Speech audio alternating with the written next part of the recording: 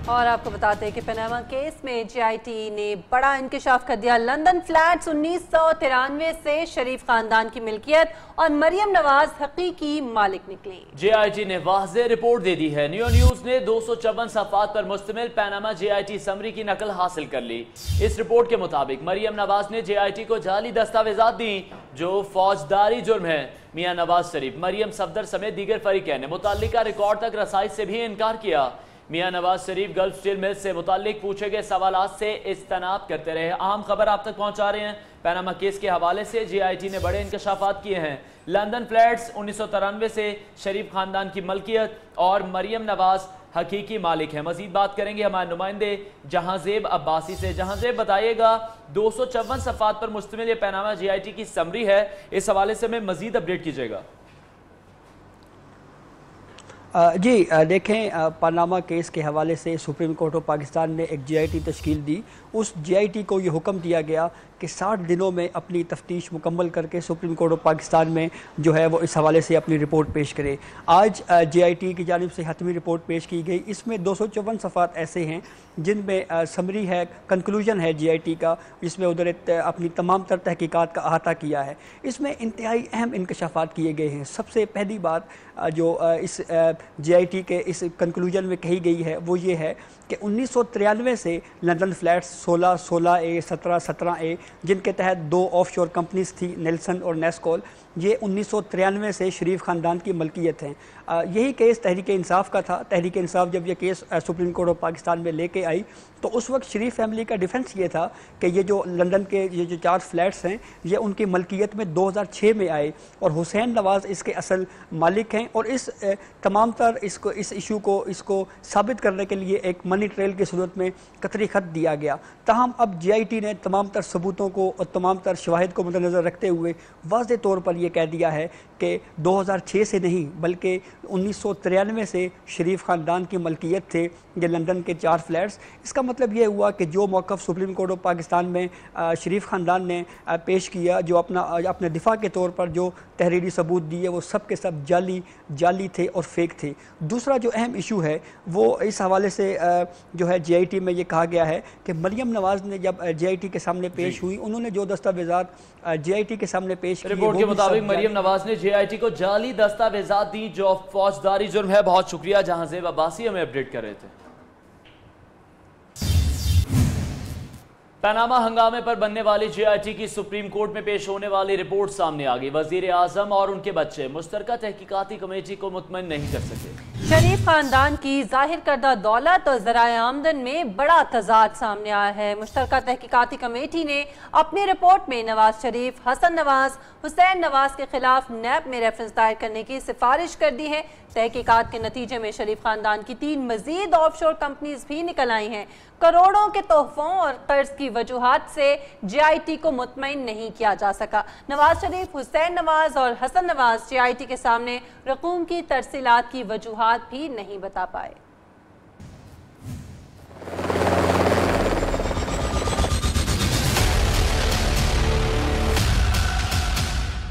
GIT की तहकीकाती report मंजरे आम।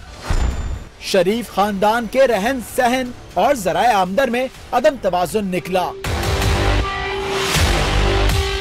बड़ी रकूम की कर्ज और तोहफे की शक्ल में बेकायदगी से तरसील साबित हो गई। तरसीलात हिल मेटल कंपनी, यूएई की कैपिटल FZE कंपनियों के जरिए हुई। बरतानिया की कंपनियां नुकसान में थीं, लेकिन फिर भी भारी रकूम की तरसील में मसरूफ रहीं। ये बात कि लंदन की प्रॉपर्टीज इस बिजनेस की वजह से थी, आंखों में धूल झोंकने के मुतरादिफ है। नवाज शरीफ, हसन और हुसैन नवाज जीआईटी के सामने रकूम की तरसीलात की वजूहात नहीं बता सके। शरीफ फैमिली की ऑफशोर कंपनीज 80 और 90 की दहाई में बनी। उस वक्त नवाज शरीफ के पास सरकारी ओहदे थे। मरियम नवाज की नेस्कोल और नेल्सन कंपनियों की मलकियत साबित हो गई। अलाना सर्विस लिमिटेड, कुंबर ग्रुप और हिल्टन के जरिए भी पैसा गर्दिश करता रहा। यूएई की कंपनी FZE से भी गैर कानूनी तरसीलात की गयी। ये कंपनियां बैंकों और दूसरे इदारों से कर्ज लेकर बनाई गयी। रिपोर्ट में इस्तदा की गई कि नवाज शरीफ हसन और हुसैन के माली मामलात का मामला नैब के सेक्शन 9 के तहत आता है, इसलिए उनके खिलाफ नैब में रेफरेंस दायर होगा। पनामा केस की तहकीकात करने वाली जीआईटी ने रिपोर्ट सुप्रीम कोर्ट में जमा करवा दी। जमा करवाई गई रिपोर्ट की जिल्द नंबर 3 में मुत्तहिदा अरब अमारात की वजारत इंसाफ का खत भी शामिल किया गया है, जिसमें वजारत ने वजीर आजम पाकिस्तान के कजन तारिक शफी के 6 में से 5 दावे मुस्तरद कर दिए।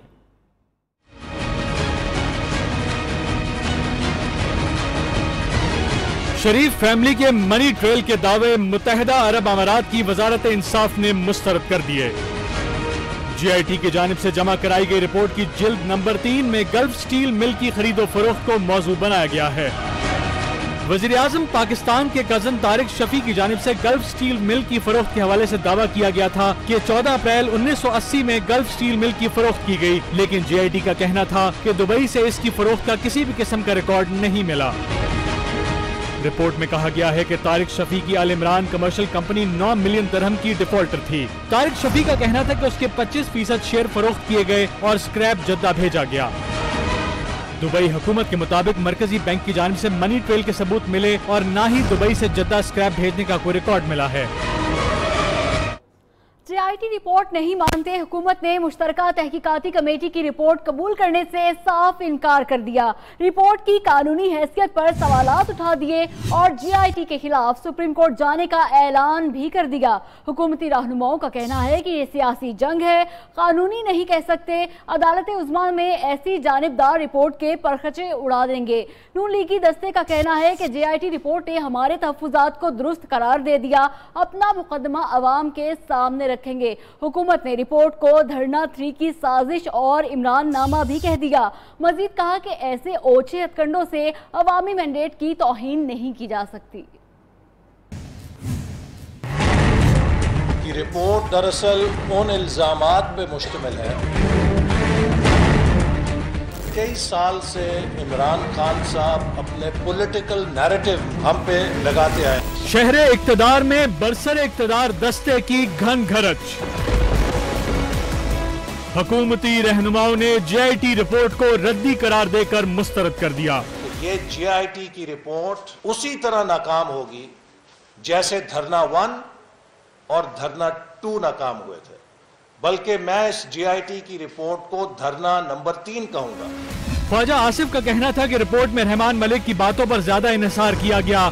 सोर्स रिपोर्ट की कोई हैसियत नहीं होती। डॉक्यूमेंट नहीं, साइन डॉक्यूमेंट्स नहीं, ड्राफ्ट के ऊपर कि एक चीज जो है वो ड्राफ्ट की गई है उसमें इन्हिसार किया गया। बैरिस्टर जफरुल्लाह ने गैर कानूनी फोन टैपिंग और जीआईटी अरकान पर जानिबदारी बरतने के इल्जाम दोहराए। ग्रेड 20 का अफसर वजीर इंटीरियर को दरखास्त देगा, उससे इजाजत लेगा, उसके बाद अदालत आलिया के पास जाएगा, तब ये लीगल है। शाहिद खाकान अब्बासी ने रिपोर्ट को मुज़हका खेज कह दिया। बोले कि बेबुनियाद रिपोर्ट ने मुशर्रफ दौर के झूठे रेफरेंसेस की याद ताज़ा करा दी। मुस्लिम लीग नून कतरी शहजादे के बयान को सबसे जरूरी करार देती रही, लेकिन जीआईटी ने करार दिया है कि कतरी शहजादे के सुप्रीम कोर्ट में पेश करदा दोनों खत फसाना है, हकीकत नहीं। रिपोर्ट में कहा गया है कि शरीफ खानदान के खिलाफ नाकाबिले तरदीद सबूत आने के बाद कतरी शहजादे का बयान गैर जरूरी था।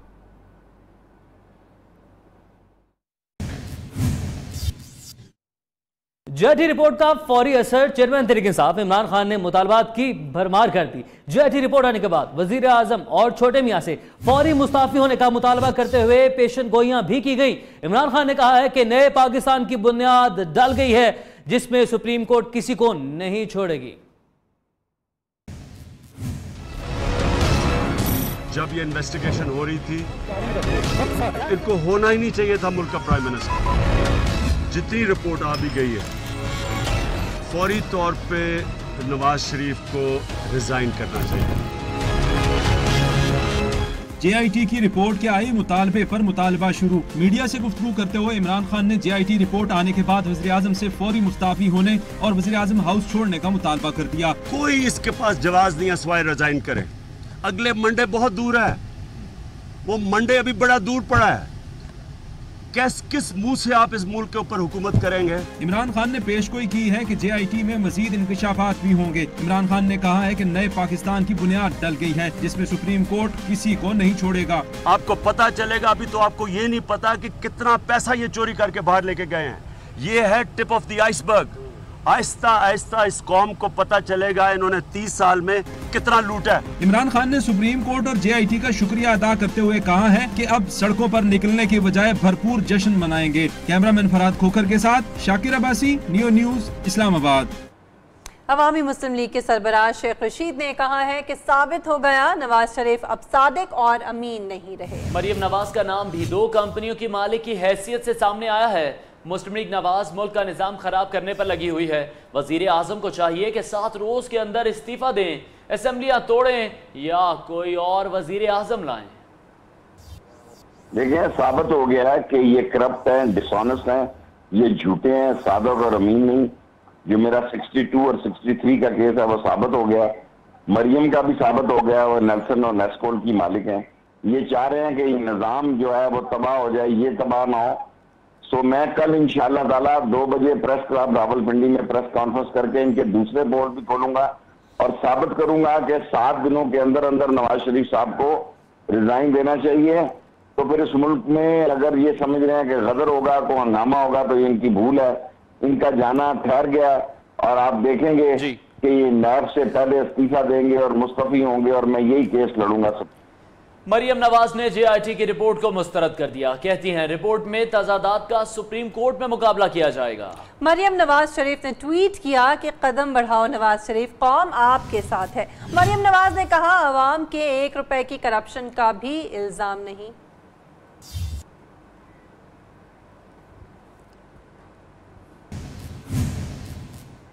सुप्रीम कोर्ट ने पनामा हंगामे में जन्म लेने वाले नए केस रिकॉर्ड टेम्परिंग और तस्वीर लीक करने का फैसला भी सुना दिया। रिकॉर्ड टेम्परिंग के जिम्मेदार चेयरमैन SCCP जफर हिजाजी के खिलाफ सुप्रीम कोर्ट के हुक्म पर मुकदमा दर्ज कर लिया गया। जफर हिजाजी, जावेद कयानी और सईद अहमद का नाम ECL में डालने का फैसला भी हो गया। तस्वीर लीक मामले में सुप्रीम कोर्ट ने कमीशन बनाने के जिम्मेदार का नाम और महकमा सामने लाने का काम हुकूमत को सौंप दिया। सुप्रीम कोर्ट ने रिकॉर्ड टेम्परिंग मामला और तस्वीर लीक केस निपटा दिया। रिकॉर्ड टेम्परिंग मामले में चेयरमैन SCCP जिम्मेदार करार। सुप्रीम कोर्ट के हुक्म पर जफर हिजाजी के खिलाफ मुकदमा दर्ज कर लिया गया।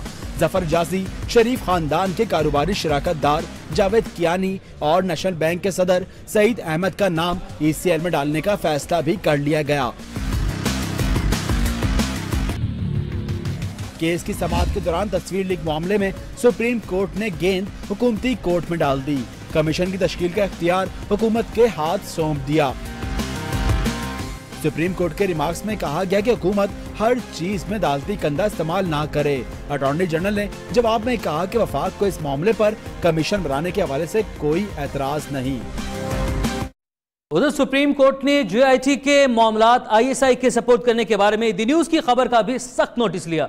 अदालती बेंच ने बरहमी का इजहार करते हुए द न्यूज के मालिक, एडिटर और रिपोर्टर को तौहीन अदालत के नोटिस जारी कर दिए। 7 रोज में जवाब तलब किया गया है।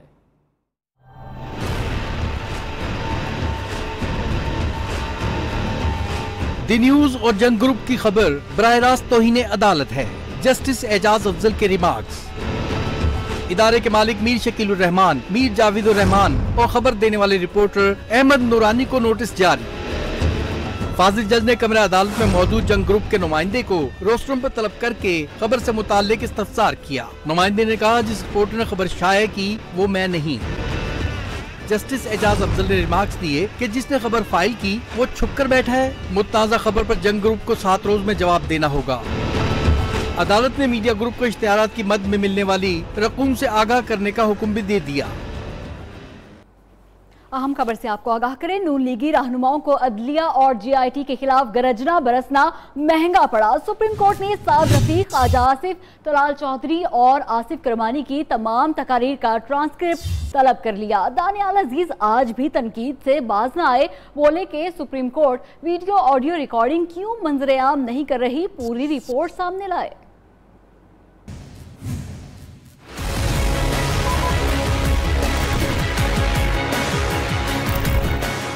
JIT और अदले के खिलाफ बयानबाजी महंगी पड़ने लगी। सुप्रीम कोर्ट में 4 नून लीगी रहनुमाओं की तकरीर का रिकॉर्ड तलब। अदालत ने रिमार्क्स दिए कि बयानबाजी करने वालों को क्यों ना ICJ में एडहॉक जज लगा दें। साद रफीक, ख्वाजा आसिफ, तलाल चौधरी और आसिफ किरमानी की तमाम तकरीर का ट्रांसक्रिप्ट 1 हफ्ते में पेश करने की हिदायत कर दी। सुप्रीम कोर्ट में तकरीर की रिकॉर्ड तलबी के बावजूद दानियाल अजीज अदालत पर बरसने से बाज न आए। अदालत के बाहर कहा कि 10वीं जिल्द भी पब्लिक कर दें। सवाल उठाया कि रिकॉर्डिंग क्यों नहीं आम कर रहे। हमारा मुतालबा ये था कि जो आपने रिकॉर्डिंगें की हैं बजाय इधर उधर इस्तेमाल करने के आए अवाम में लाए। क्यों घबरा रहे आप अवाम से? मीडिया टॉक में फवाद चौधरी ने रिकॉर्ड टैंपरिंग मामले में इसहाक डार की गिरफ्तारी का मुतालबा कर दिया। आज की FIR में जफर हिजाजी बराह रास्त मुलव्वस है और इसहाक डार जो उनका इमीडिएट बॉस है वो बिल वास्ता इस FIR में मुजरम है। तर्जुमान तहरीके इंसाफ ने कहा कि जफर हिजाजी तमाम रिकॉर्ड टैंपरिंग वजीर खजाना इसहाक डार के कहने पर करते रहे। JIT की तरफ से सुप्रीम कोर्ट में पनामा केस की हतमी रिपोर्ट पेश होने की वजीर आजम के ज़ेर सदारत अहम मुशावरती इजलास हुआ। मुस्तकबिल की हिकमत अमली पर गौर किया गया। हुकूमत का JIT की रिपोर्ट पर सख्त तशवीश का इजहार। लीगल टीम ने रिपोर्ट के मुख्तलिफ पहलुओं पर वजीर आजम को ब्रीफिंग दी।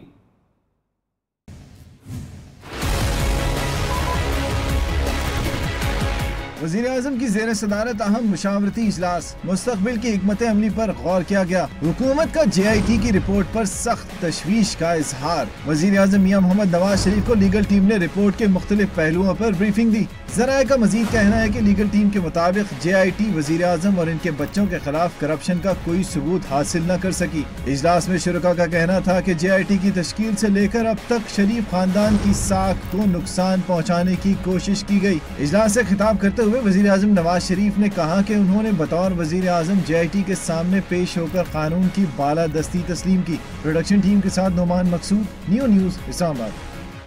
JIT नवाज शरीफ के ताबेदार है, मुझे उनसे कोई उम्मीद थी ना है, आवाम को पागल बनाया जा रहा है।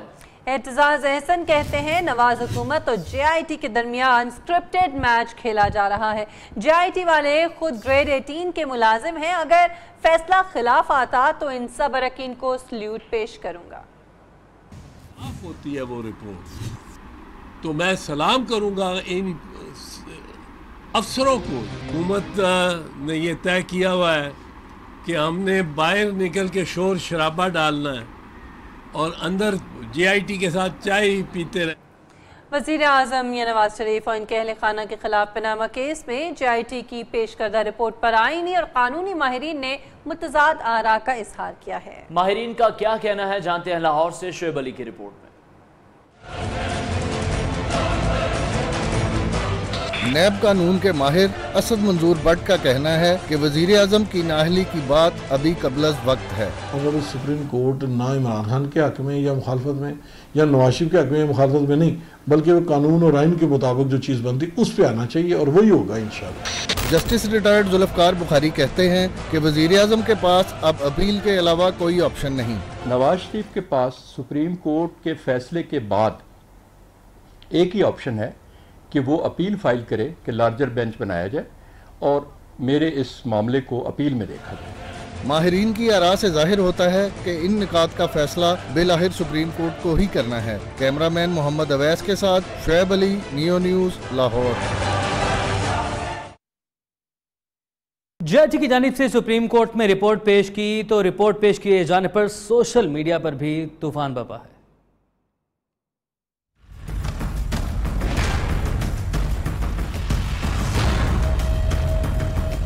एक साहब ने शायराना अंदाज में ट्वीट किया, ए खाक नशीनों उठ बैठो, वो वक्त करीब आ पहुंचा है, जब ताज उछाले जाएंगे, जब तख्त गिराए जाएंगे। एक खातून ने JIT रिपोर्ट पर खुशी का इजहार करते हुए लिखा कि दिल गार्डन गार्डन हो रहा है। एक ट्विटर सारिफ ने लिखा कि शुक्र है रिपोर्ट उर्दू में है, वरना आज फिर मिठाइयां तकसीम होनी थी। PTI के एक जियाल ने एक रेसलर का फातिहाना अंदाज में पार्टी झंडा लहराने की तस्वीर भी जारी कर दी। Army chief general Qamar Javed Bajwa की सदारत में कोर कमांडर्स कॉन्फ्रेंस, जिसमें अफगानिस्तान, मशरिक़ वस्ता की सूरत हाल और इसके पाकिस्तान पर असरात का जायजा लिया गया।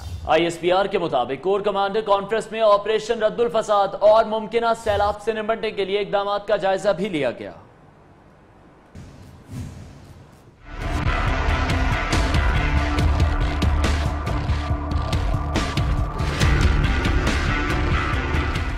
आर्मी चीफ की सरबराही में कोर कमांडर्स कॉन्फ्रेंस। ISPR के मुताबिक कोर कमांडर्स कॉन्फ्रेंस के शुरका ने अफगानिस्तान और मशरिक़ वस्ता की सूरत हाल के हवाले से कहा कि पाकिस्तान के कौमी मफाद को मद्देनजर रखते हुए मुस्बत किरदार अदा करते रहेंगे। ISPR के मुताबिक कोर कमांडर कॉन्फ्रेंस में ऑपरेशन रद्दुल फसाद पर अब तक की पेशरफ्त और मुल्क में मुमकिन सैलाब से निपटने के लिए इकदाम का जायजा भी लिया गया। एक तरफ पाकिस्तान का जज्बा खैर सगाली के तहत भारतीय माहीगीरों को रिहा करने का इकदाम, तो दूसरी तरफ भारत का मनफी रवैया। भारतीय वज़ीर ख़ारजा ने पाकिस्तानी शहरियों को इलाज के लिए वीज़े जारी करना मुशीर ख़ारजा उमूर सरताज अजीज की सिफारिश से मशरूत कर दिया।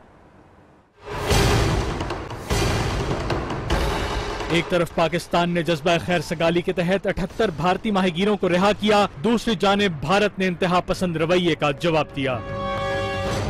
भारतीय वजीर खारजा सुषमा स्वराज ने ट्वीट किया कि भारत सिर्फ इन्हीं पाकिस्तानी शहरियों को इलाज के लिए वीजे जारी करेगा जिनके नाम पाकिस्तानी वजीर आजम के मुशीर बराए उमूर खारजा सरताज अजीज की जानिब से तजवीज किए जाएंगे। भारत के मनफी रवैये की वजह से इलाज के लिए भारत आने वाले अफराद की परेशानियों में इजाफा हो गया है। मकबूजा कश्मीर से आपको अपडेट करते हैं, जहां पर दिल की आज़ादी के लिए कुर्बानियों का सिलसिला जारी। भारत ने मजीद 3 कश्मीरी नौजवानों को शहीद कर दिया। मुजालिम पर हुर्रियत क़यादत ने भारत की शदीद मजम्मत की।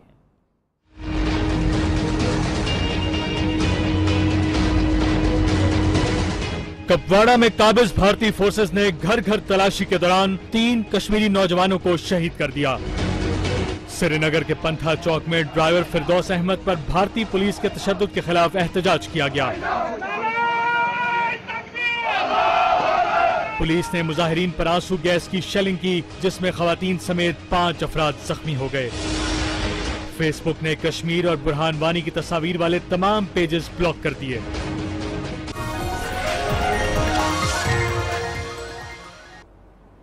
अब कुछ बात करेंगे मौसम की। आपको बताएं कि मानसून के नए सिलसिले ने एंट्री दे दी। लाहौर समेत पंजाब के बाद शहरों में बादल बरसने लगे। कराची में हल्की बारिश और बूंदाबांदी से मौसम खुशगवार हो गया। नेशनल डिजास्टर मैनेजमेंट अथॉरिटी ने पंजाब की मुख्तलिफ दरियाओं में सैलाब का खदशा जाहिर करते हुए मुतल्लिका इदारों को हिदायत जारी कर दी। मॉनसून बारिशों के नए सिस्टम ने रंग जमा दिया। लाहौर में शाम के वक्त मूसलाधार बारिश से मौसम खुशगवार हो गया। सियालकोट, फालिया और दीगर इलाकों में भी बादल जमकर बरसे। कोटली समेत आजाद कश्मीर के मुख्तलिफ इलाकों में बारिश से जल थल एक हो गया। कराची के मुख्तलिफ इलाकों में वक्फे वक्फे से हल्की बारिश और बूंदाबांदी से मौसम सुहाना हो गया। NDMA ने आइंदा हफ्ते से पंजाब के दरियाओं में सैलाब का खदशा जाहिर किया है। दरिया चनाब, जेहलम, सतलुज, रावी और उनसे मुंसलिक नदी नालों में दरमियाने और बड़े दर्जे का सैलाब आ सकता है। NDMA ने तमाम मुतल्लिका इदारों समेत महकमा सेहत को अमले और अद्वियात बर वक्त रिस्पांस के लिए तैयार रखने की भी हिदायत जारी कर दी। Welcome back. बलूचिस्तान एक बार फिर से दहशतगर्दों के निशाने पर। चमन में खुदकुश धमाके के नतीजे में DPO साजिद खान शहीद, जबकि उनके 2 मुहाफिजों समेत 12 अफराद जख्मी हो गए। शहीद SSP की नमाज जनाजा अदा कर दी गई। वजीर आला बलूचिस्तान समेत सिक्योरिटी फोर्सेस के अफसरान शरीक हुए। कुरम एजेंसी में दहशतगर्दों की बुज़दिलाना कार्रवाई। सिक्योरिटी फोर्सेस की गाड़ी के करीब IT धमाकों के नतीजे में 2 सिक्योरिटी एहलकार शहीद, जबकि 5 जख्मी हो गए। कराची नेशनल हाईवे पर भी बम धमाका हुआ। खुशकिस्मती से कोई जानी नुकसान नहीं हुआ। साने अहमदपुर शर्किया के मुतासरीन की मुश्किलात में मजीद इजाफा। हुकूमत की जानिब से दिए जाने वाले चेक बाउंस हो गए। इंतजामिया ने माली साल खत्म होने का उज़्र तराशते हुए कहा है कि चेक दोबारा देंगे। सानिहा अहमदपुर शर्किया लवाहिकीन माली इमदाद के हसूल के लिए दर बदर बुरसा को हुकूमत की जानिब से मिलने वाले 20-20 लाख रुपए के चेक कैश ही ना हो सके। इंतजामिया ने दलील दी है कि चेक 30 जून को माली साल खत्म होने की वजह से बाउंस हुए तमाम चेक मंसूख करके दोबारा जारी किए जाएंगे। मुतासिरीन चेक कैश करवाने के लिए बैंकों और मुख्तलिफ दफातर के चक्कर काटते रहे। DNA टेस्ट की रिपोर्ट भी ना मिल सकी। लवाहिकीन को अपने प्यारों की शिनाख्त का ताहाल कुछ पता न चल सका।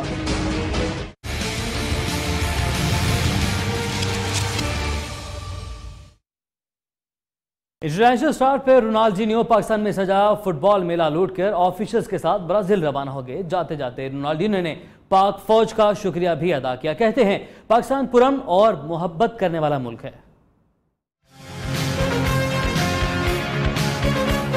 पाकिस्तान में 2 रोज तक एक्शन दिखाने के बाद इंटरनेशनल फुटबॉलर्स की वतन वापसी का सिलसिला शुरू हो गया। गैर मुल्की फुटबॉलर रोनाल्डिनो ऑफिशियल्स के हमरा लाहौर एयरपोर्ट से प्रवास EK 623 से बरास्ता दुबई ब्राजील के लिए रवाना हो गए।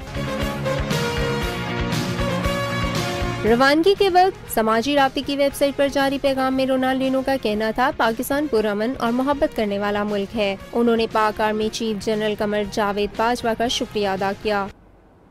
पाकिस्तान सुपर लीग के तीसरे एडिशन के लिए क्रिकेटर्स की ड्राफ्टिंग नवंबर में होगी। मौजूदा खिलाड़ियों की ट्रांसफर विंडो भी खोल दी गई।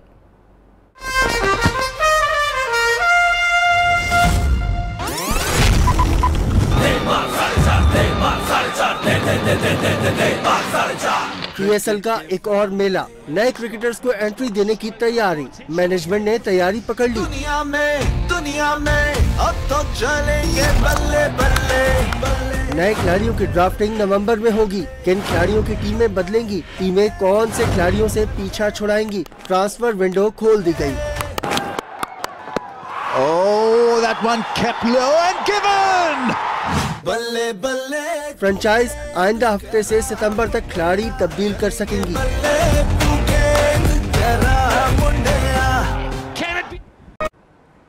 एबटाबाद के अयूब मेडिकल कॉम्प्लेक्स में बहरिया टाउन की जानिब से रोजाना 3500 मरीजों को 3 वक्त का खाना फराहम किया जाएगा। अस्पताल इंतजामिया ने किचन के लिए जगह भी मखसूस कर दी है।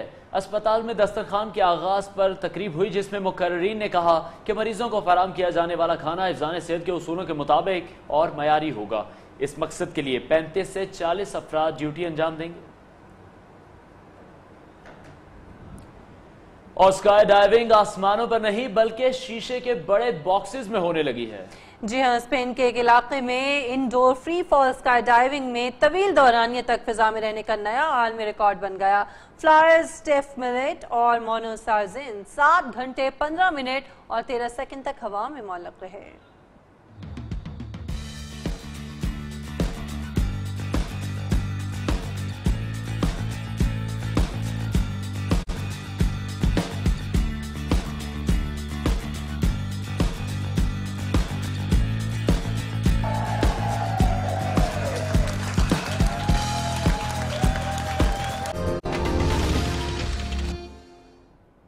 हसीन पाकिस्तानी अदाकारा ने लिबनानियों का दिल जीत लिया। बैरूत इंटरनेशनल अवार्ड्स फेस्टिवल में खूबसूरत लिबास और बैनुल अक़वामी शोहरत पर माहिरा खान 2 अवार्ड्स ले उड़ी।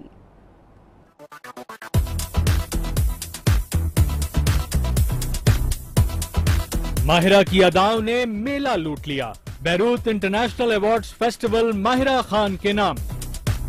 अवार्ड्स फेस्टिवल में अदाकारा को खूबसूरत तरीन लिबास और आलमी शोहरत पर अवार्ड से नवाजा गया। माहिरा खान। माहिरा ने मशहूर डिजाइनर निकोलस जिब्रान का तैयार करदा गाउन पहना जो सबकी तवज्जो का मरकज बना रहा। माहिरा का कहना है कि उनका इंटरनेशनल अवार्ड हासिल करना पाकिस्तान के लिए एक एजाज है। इसके साथ ही इस बुलेटिन का वक्त यहाँ खत्म हुआ। हमें इजाजत दें और आप देखें रूसी फजाइया के 105 साल मुकम्मल होने पर मुनक्किदा तकरीब की झलकियां।